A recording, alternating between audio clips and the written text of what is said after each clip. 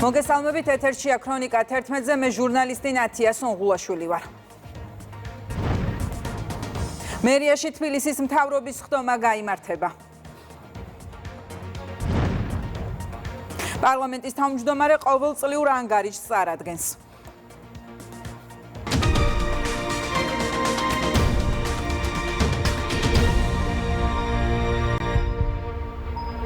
ამ წუთებში საგამოძიებო კომისიის ხდომაზე ნაციონალური მოძრაობის რეჟიმის კიდევ ერთ მსხვერპლს ნანა ქადაგიშვილს უსმენენ. მძიმე ამბის დეტალებს მარიამ ქართველიშვილი გაგვაცნობს.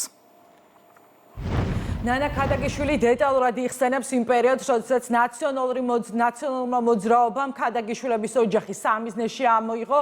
ვითარება კი მას შემდეგ დაიძაბა, როდესაც ქადაგიშვილებთან მივიდა გივით არგამაძე და უთხრა, რომ ამზადებდნენ ვარდების რევოლუციას გადატრიალებას, შესაბამისად მოსთხოვეს მათ რევოლუციის დაფინანსებისთვის თანხა. იმ დროისთვის ნანა ქადაგიშვილის მეუღლე ამირან ქადაგიშვილი მუშაობდა უცხოელ ინვესტორებთან ერთ-ერთ ბანკში და სთხოვდნენ სწორედ უცხოელი ინვესტორების თანხას. უარის შემდეგ, როგორც ნანა ქადაგიშვილი ამბობს, ნაციონალურმა მოძრაობამ სამიზნეში ამოიღო და შავსიაში შეიყვანა მათი ოჯახი და ეს ყველაფერი დადასტურდა მას შემდეგ, როდესაც ნაციონალურმა მოძრაობამ გაიმარჯვა, ხელისუფლებაში მოვიდა. ამის შემდეგ გამოგონილი ბრალდებით დააკავეს, ფულის გათეთრების გამოგონილი ბრალდებით დააკავეს ოჯახის ყველა წევრი, გარდა შვილისა, რომელიც საზღვარგარეთ იმყოფებოდა და მასზე 8 წლის განმავლობაში ძებნა იყო გამოცხადებული. ნანა ქადაგიშვილი დაკავების უმძიმეს დეტალებს იხსენებს, ამბობს, რომ ემუქრებოდნენ შვილის მკვლელობით თუ ის ფულს არ მიიტან და გაჟღერდა დასახელდა კონკრეტული სახელები და გვარები, მათ შორის მიხელ სააკაშვილის, ადეიშვილის და როგორც უკვე გითხარით, თარგამაძის, რომელიც პირადად დაემუქრა ოჯახის წევრებს და მოსთხოვა რევოლუციის დაფინანსება. 2000 წელს ჩემმა მეუღლემ ერთ-ერთ ბანკს დაეხმარა ინვესტიციის შეტანაში და თვითონაც იქ მათი წარმომადგენლად იყო. სანამ ესე იგი ვარდების რევოლუცია მოხდებოდა, მანამდე ჩემ მეუღლეს დაუკავშირდა ნაციონალური მოძრაობიდან მათი წარმომადგენელი და ითხოვეს შეხვედრა ჩემ მეუღლესთან ბანკში. როცა მოვიდნენ ისინი, ჩემ მეუღლეს მოსთხოვეს, რომ აი ვარდების რევოლუციას ვაპირებთ და თქვენ უნდა დაგვაფინანსოთ აუცილებლად ვარდების რევოლუცია. ჩემმა მეუღლემ უარი უთხრა მაშინვე, რომ მე ამას ვერ გავაკეთებ, იმიტომ რომ მე პოლიტიკურ საქმეებში ვერ ჩავერევის, სახელმწიფო საქმეებში. თარგამაძე იყო მაშინ გივი თარგამაძე მოსული, რომელიც ძალიან გაბრაზდა ჩემი მეუღლის პასუხზე და ალბათ ეს ის დღე იყო, როცა მათ ჩვენ შავსიაში შეგვიყვანეს. გვიკავშირდება დათო სააკაშვილის წარმომადგენელი და გვეუბნება, რომ თქვენ უნდა დაითხოვოთ თქვენი იურისტები და ჩემი იურისტებით უნდა შემოვიდეთ. დათო სააკაშვილის ძმა. მიხელ სააკაშვილის ძმა, რომელიც იურისტია და ფირმა ქონდა, ესეთი იურიდიული ფირმა ქონდა პარტნიორი. გივი თარგამაძეს იცნობდა თქვენი მეუღლე? არა, არ იცნობდა, იმ დღეს ნახა პირველად. მე მიხვდა ჩემი მეუღლე, რომ ძალიან შემოტევითი, ესე იგი იძულებითი ქმედებები იყო, ასე ვთქვათ, რომ არ ეშვებოდნენ და ბოლო-ბოლო შემოვიდნენ მაინც. 4 წლის 20 ივლისს ამ დროს უკვე ესენი ჩვენ ბანკში არიან იურიდიულ სამსახურს ეგენია წარმოებენ, მაგრამ ჩვენს არც დაცვა, არც შემდეგი სასამართლო პროცესები თუ იყო ჩვენი პატიმრობის პერიოდში, მათ არაფერი მე არ გაუკეთებია. ვინ იყვნენ იურისტები? როცა დაგვიჭირეს და შემოვარდნენ სპეცრაზმით 6 თანამშრომელი ბინებშიდაც და თანამშრომლების ბინაში, იმიტომ რომ დილას ადრე შემოვარდა სპეცრაზმი. როდის მოხდა ეს? ეს მოხდა 2004 წლის 20 ივლისს და ჩემ ბინაშიდაც, რა თქმა უნდა, სპეცნაზით შემოვიდნენ. მთელი კორპუსი შემორტყმული იყო, გეგონება ჯარი იდგა, გეგონება მართლა ტერორისტები ვიყავით და რაღაცა ისეთი. რო შემოვიდნენ, დაგხვეს ესე იგი ჩვენს მის ოთახში და მაგიდისგან ადგომის უფლება ჩვენ არ გქონდა. მაგრამ მოხდა ისე მერე რომ ესე იგი ტელეფონები ჩამოგვართვეს და ქალაქის ტელეფონმა დარეკა და ძალიან ჩემთან ახლოს იყო ეს ტელეფონი და უცებ დაწე ხელი და ავიღებ ხვდებოდი რომ გიორგი რეკავდა ჩემი უმცროსი ვაჟი რომელიც თბილისში არ იყო ეთყობა ნუ პრესით ტელევიზიით გაიგო რომ ესეთი ამბავია ბანკში შემოვარდნენ და მირეკავს რომ დედაო ეხლა მე მოვდივარო და არ გაბედო მეთქი მეუთხარი არ ჩამოხვიდე თბილისში არ ჩამოხვიდე მეთქი მე თვითონ შეგატყობინებ თუ მექნება საშუალება ყველაფერს მეთქი და გიორგი ესე გადაურჩა და ესე გახდა ძებნილი 8 წელი და 6 თვე იყო ძებნილი მე პარლამენტმა ქართული ოცნების დროს პოლიტდევნილი სტატუსი მიანიჭა მას წაგვიყენეს ბრალი 174 მუხლით ფულის გათეთრებით რაც გაოცებული ვიყავით რომ რა ფულის გათეთრებაზე იყო საუბარი ნამდვილად არ ვიცოდით რაც უბრძანება გასცა უკვე სააკაშვილმა ადეიშვილმა იგივე დაწერეს განაცემში მაქსიმალური სარჯელი 11 წელი მიუსაჯეს ჩემს შვილს 9 წელი ვაჟს და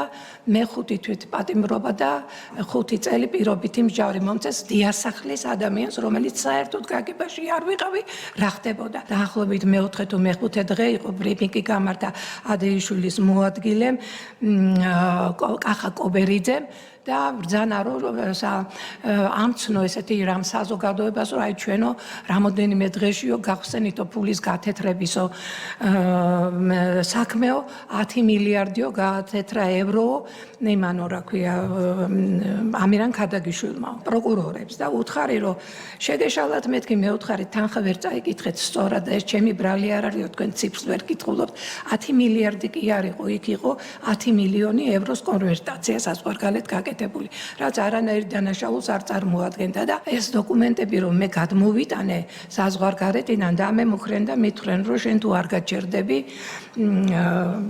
შენს მოგიწევს მინდა გემუქრათ პროკურორები დამემუქრენ შეხვდით უცხოელებს შეხვდი უცხოელებს და მეუნებიან რომ აიო ეხლაო ჩვენო მოვახერხეთო აქაო რომ ადეიშვილს შევხვდეთო და ადეიშვილს რომ შეხვდნენ მორიგდნენ სხვათა შორის რომ ადეიშვილი მაგ დროს რა პოზიციაზე გენერალური პროკურორია ამ დროს ზურაბ ადეიშვილი საქართველოს გენერალური პროკურორი და ეუბნება რომ ეს ანუ მორიგდნენ იმაზე რომ იმიტომ ხო არა მთავარი მე გამომჩა რომ ლევან პატეიშვილმა შემომთავაზა სანამ ესე იგი ესენი ახალი დაჭერილი არიან ჩემი მეუღლე და ესა დაახლოებით ერთი კვირის რომ აი ადეიშვილმა და სააკაშვილმა შემოგითვალა რომ 20 მილიონს თუ გადაიხდიო მაშინო დავხურავ თუ ამ საქმეს და ყველაო ჩვენი გზითო წავალთო დოლარი პატეიშვილის პირით შემოგითვალოთ, რომელიც იყო სააკაშვილის ძმის იურისტი. იურისტის და მეგობარიც. რევოლუციის დაფინანსებაზე უარი ქადაგიშვილების ოჯახს, როგორც მოისმინეთ, ზვირად დაუჯდა ნაციონალური მოძრაობის რეჟიმმა. ზურა ქადაგიშვილი, ამირან ქადაგიშვილი 11 წლის ციხეში გამოკეტა. მის შვილს 9 წლიანი სასჯელი შეუფარდეს და დაკავებული იყო თავად ნანა ქადაგიშვილიც. ამ წუთებში ნანა ქადაგიშვილი სხდომაზე იკითხება და მძიმე ჩვენებას აძლევს. პირდაპირ ეთერში მარიამ ქართველიშვილი საუბრობდა. 12 საათზე დაიწყება პლენარული სხდომა. დღეს დეპუტატებსა და საზოგადოებას პარლამენტის თავმჯდომარე ყოველწლიურ ანგარიშს წარუდგენს. საკანონმდებლო საქმიანობა და პოლიტიკური მოვლენები. შალვა პაპუაშვილის მოხსენებას მთავრობა და საპატრიარქოს წარმომადგენლები დაესწრებიან.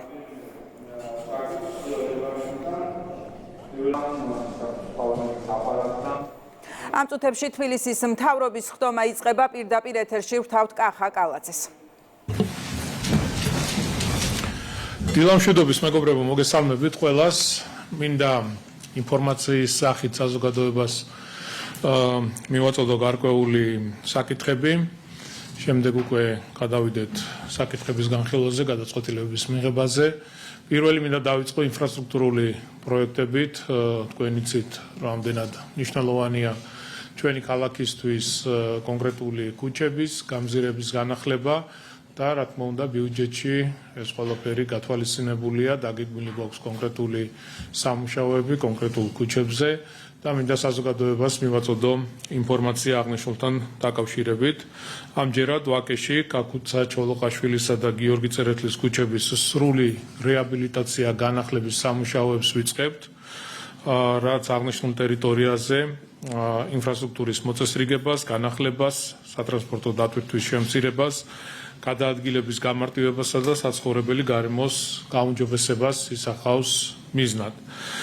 თვითონ რაც შეეხება უშუალოდ რეაბილიტაციას, შეეხება ვაკის პარკის მიმდებარე ტერიტორიიდან წყნეთის გზატკეცილის ნომერ 6-მდე არსებულ საგზაო მონაკვეთს პროექტის ფარგლებში, ესე იგი მიწისქვეშა საკომუნიკაციო სისტემები სრულად იქნება განახლებული, რომელიც ამორტიზირებულია, არის ძალიან მძიმე მდგომარეობაში.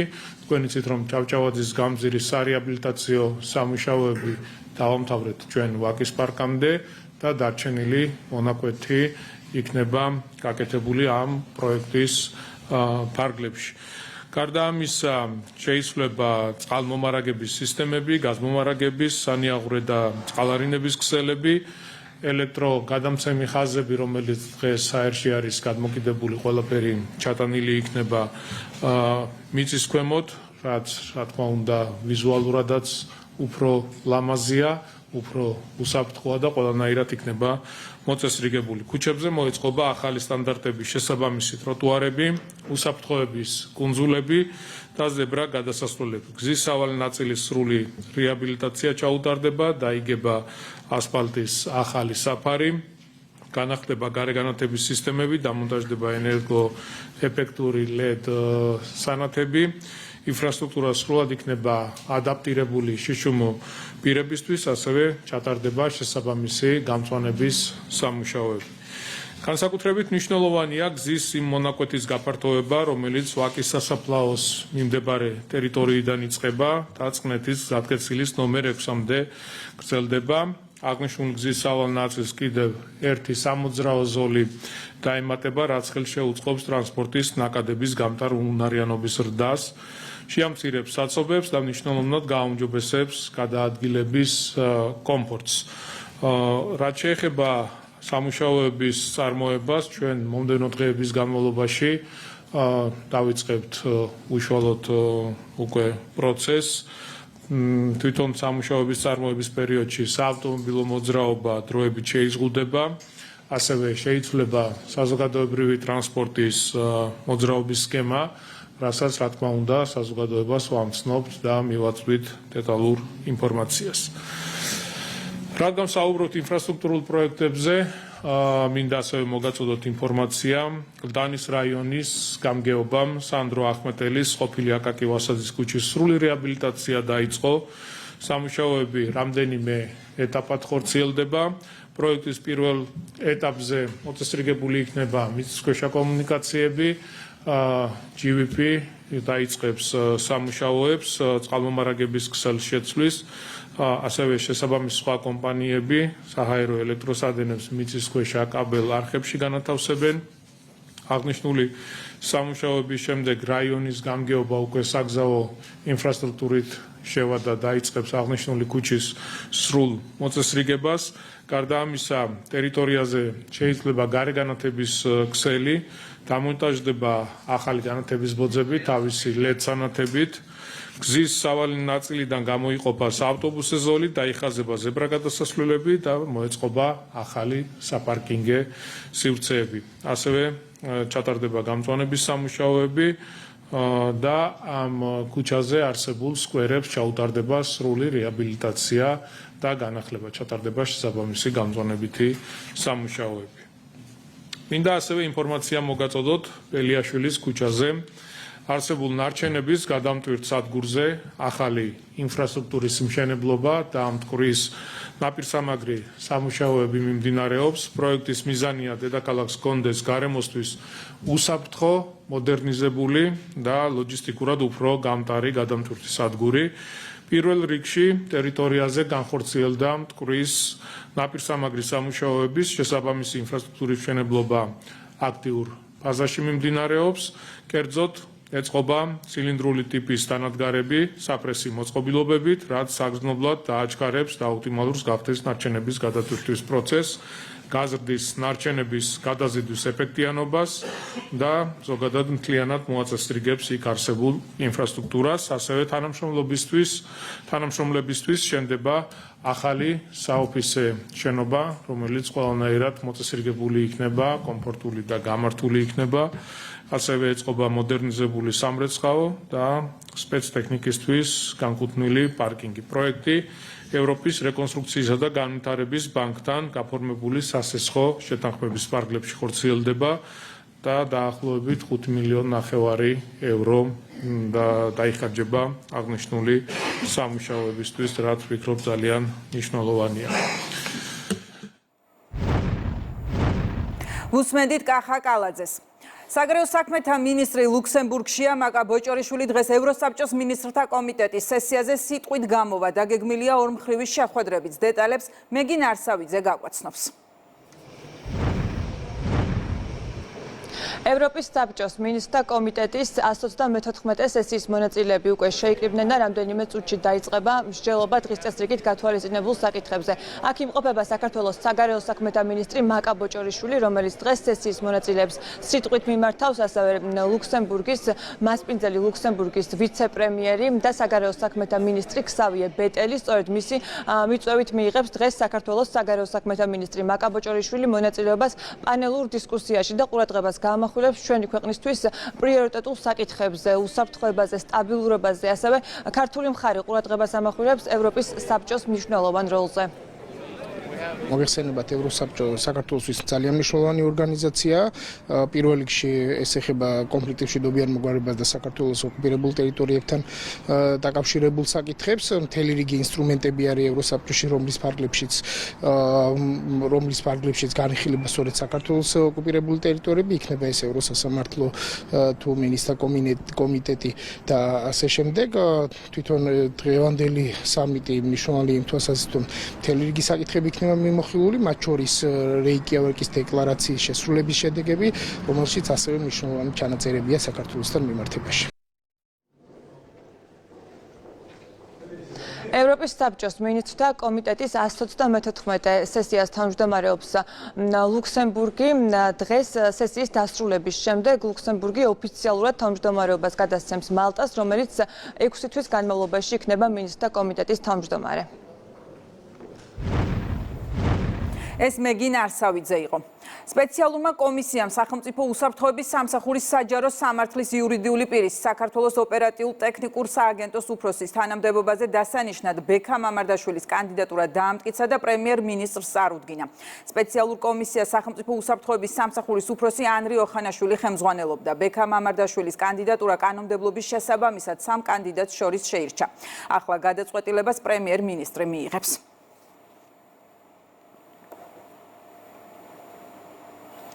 განსაკუთრებით დიდი ოდენობით ნარკოტიკული საშუალებების უკანონო შეძენა, შენახვისა და გასაღების მცდელობის ბრალდებით დაკავებულია ირანის მოქალაქე. სამართალდამცველებმა დაკავებულის პირადი და დროებითი საცხოვრებელი ბინის შხრეკის შედეგად, ასევე მის მიერ მითითებული ადგილებიდან შემდგომი რეალიზაციის მიზნით განთავსებული განსაკუთრებით დიდი ოდენობით ნარკოტიკული საშუალება, ჰეროინი და გამომშრალი მარიხუანა ამოიღეს. ასევე ამოღებულია ნარკოტიკული საშუალების დაფასოებისთვის საჭირო მასალები. დანაშაული 20 წლამდე უვადო თავისუფლების აღკვეთას ითვალისწინებს.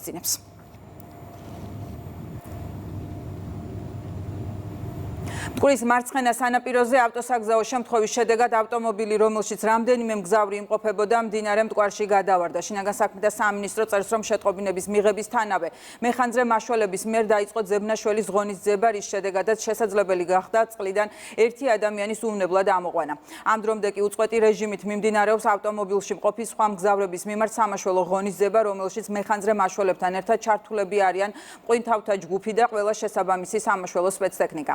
მდინარე მტკვარში იგეგმება წყლის დონის შემცირება ბუნებრივ ნიშნულამდე, რაც დაკავშირებულია წყლის მოდინების რეჟიმის დარღვევასთან. შინაგან საქმეთა სამინისტრო მოუწოდებს მოსახლეობას გამოიჩინოს სიფრთხილე და თავი შეიკავონ გადაადგილებისგან ორთაჭალჰესის ქვედა ბიებში კალაპოტის მიმდებარე ტერიტორიაზე.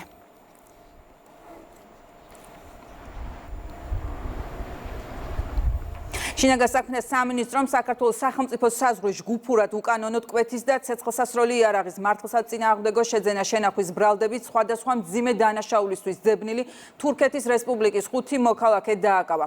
ბრალდებულებმა სატვირთო ავტომანქანებში არსებული სპეციალური სამალავით სასაზღვრო კონტროლის გვერდისავლით საქართველოს საზღვარი გადმოკვეთეს.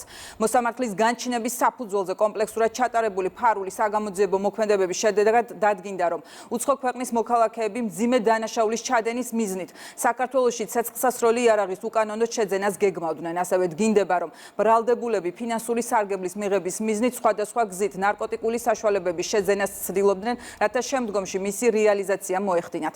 სამართალდამცველებმა ბრალდებული პირების პირადი ავტომობილის და დროებითი საცხოვრებელი სახლების შხრეკითაც მობილური ტელეფონები, ელექტრონული საკომუნიკაციო საშუალებები საბრძოლო მასალა და დიდი ოდენობით თანხა ნითმტკიცებად ამოიღეს. დანაშაულები 6 წლამდე ვადით თავისუფლების აღკვეთას ითვალისწინებს.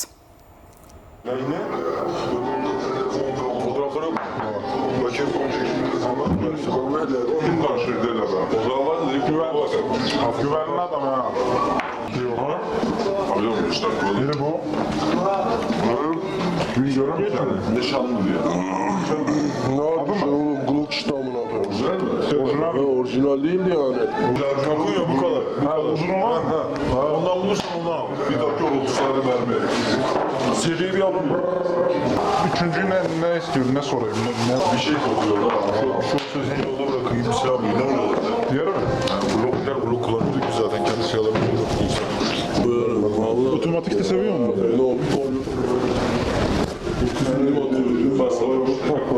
Bunlar hangisi? Sen mutlu ol. İstediğini yaşıyorsun, bir kalan amına.